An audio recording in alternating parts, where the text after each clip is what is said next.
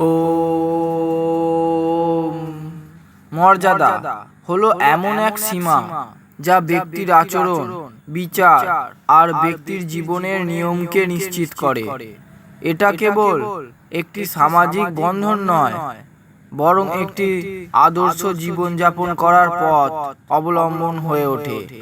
যে ব্যক্তি মর্যাদার সীমা জানে, তার জীবন সম্মান আর গর্বে পরিপূর্ণ হয়।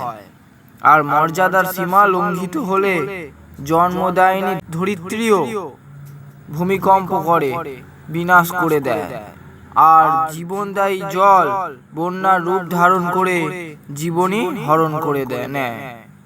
ওম। পুস্তকের জ্ঞান কেবল অধ্যয়ন দ্বারাই সম্ভব।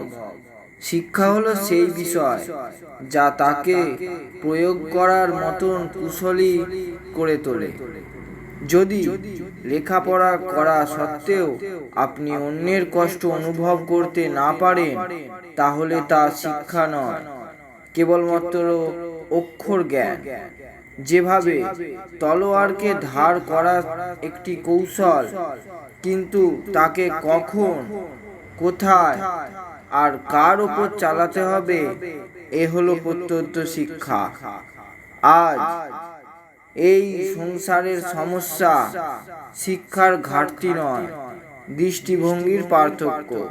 তাই দৃষ্টিভঙ্গি বিকশিত করুন, শিক্ষিত নিজে থেকেই হয়ে যাবে।